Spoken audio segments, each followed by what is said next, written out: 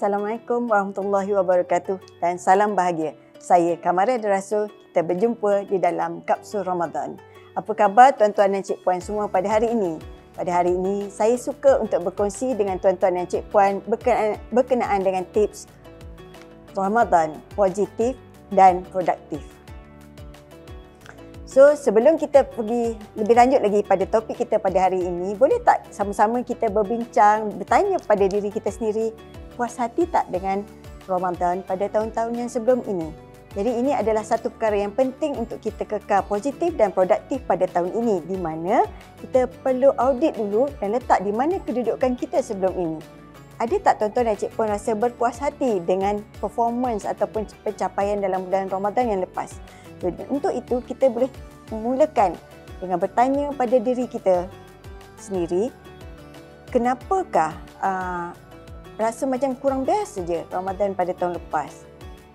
Pernah tak rasa macam tak puas hati dengan Ramadan tahun lepas? Apa puncanya? Adakah sebab kurang beribadat? Adakah kerana rasa kurang masa? Adakah rasa macam kurang bertenaga? Dan perkara-perkara ni, kita perlu tanya pula lagi satu soalan. Bagaimana rasanya untuk saya nak jadikan ianya lebih baik? Oleh itu, kehadiran saya pada hari ini adalah untuk berkongsi dengan tuan-tuan dan cik puan bagaimana untuk kita lebih produktif dan lebih positif dalam Ramadan tahun ini, insya-Allah, biiznillah. Jadi, sekarang ni kita lihat apa yang kita perlu lakukan untuk bulan Ramadan pada tahun ini. Sudah pastinya sebelum menjelang Ramadan, persiapan perlu dilakukan bukan pada masa bulan Ramadan telah bermula. Yang pertama sekali, antara perkara yang kita boleh lakukan tanpa gangguan orang lain adalah kita menukar minda kita ke minda yang lebih positif, berazam untuk jadi lebih baik daripada Ramadan yang tahun lepas. Kalau Ramadan tahun lepas rasa dah baik, macam mana kita boleh jadikannya lebih baik lagi? Dan selalunya kalau misalnya kata anak-anak, kita akan lihat, alamak bulan Ramadan ni, alamak puasa, nanti tak larat dan sebagainya.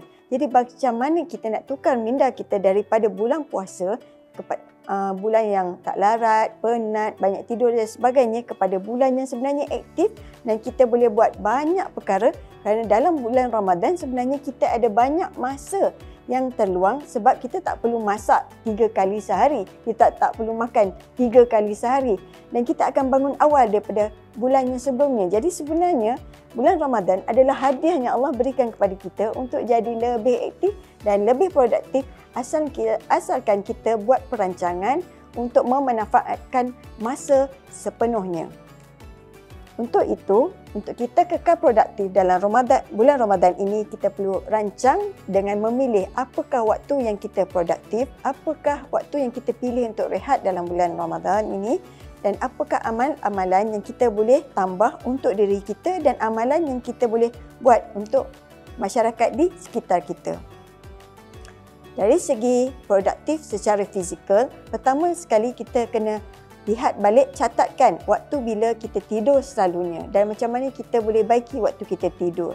Dan walaupun kita penat berpuasa, waktu untuk kita bersenam sekurang-kurangnya ada senaman ringan supaya pengaliran darah berjalan lancar, dan saya pasti akan dikupas dengan lebih lanjut lagi oleh panel yang lain. Jadi kita sediakan keperluan-keperluan Ramadan lebih awal supaya kita tak perlu keluar setiap hari untuk membeli barang-barang keperluan. Jadi masa yang terluang kita boleh gunakan untuk perkara yang lebih bermanfaat.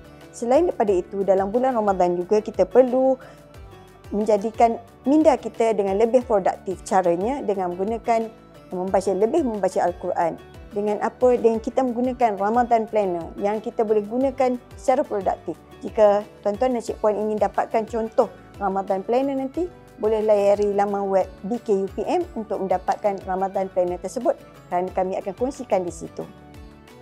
Selain pada itu, dalam bulan Ramadan ini juga untuk kita kekal produktif dan positif, kita perlu mengurus emosi kita.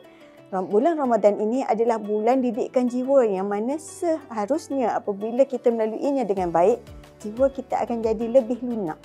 Kerana dalam bulan Ramadan ini adalah bulan tarbiyah jiwa kita, di mana pada bulan ini kita lihat segala apa yang dilakukan Allah gandakan dari segi ganjaran pahala. Cumanya dekat sini yang saya ingin kongsikan sedikit, yang fakir ini ingin kongsikan bulan Ramadan bukanlah bulan untuk mengejar pahala, tetapi bulan Ramadan ini lebih kepada bulan mengejar rasa cinta. Setiap apa yang kita lakukan tu kita buat dengan penuh cinta. Rasa sayang pada Rasulullah, kita berselawat. Rasa cinta pada Allah, dengan itu kita lakukan dengan penuh rela. Kita bersedekah dengan penuh rasa sayang dan kasih kepada kaum muslimin muslimat yang kurang berkemampuan. Oleh itu kita lakukan dengan penuh rasa sukacita, dengan penuh rasa cinta.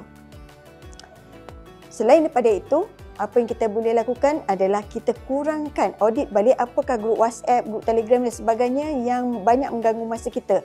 Keluar daripada grup tersebut dan masuk dalam grup-grup yang sama-sama mengajak ke arah kebaikan. Sama ada grup tadabbur Al-Quran, grup selawat, grup kuliah-kuliah agama dan sebagainya. Set masa yang mana kita pilih untuk mengikuti kuliah-kuliah tersebut. Dan akhir sekali, apa-apa yang kita lakukan, niatlah dan lakukan secara konsisten, sedikit tetapi bermakna. Sedikit perkongsian daripada guru Al-Quran saya, dia berpesan satu, sekiranya kita rasa berat sangat nak baca Al-Quran dalam bulan Ramadan, apa yang kita boleh lakukan? Satu hari pilih 10 ayat sahaja untuk kita baca. 10 ayat tak banyak, kalau tak boleh 5, tapi tiap-tiap hari kita selak dan baca. InsyaAllah apabila kita amalkan setiap hari, semakin hari rasa semakin ingin nak tambah lagi dan nak tambah lagi. Dengan itu, semoga bulan Ramadan ini akan jadi lebih bermakna, lebih produktif untuk kita semua. Wassalamualaikum warahmatullahi wabarakatuh dan selamat beribadat.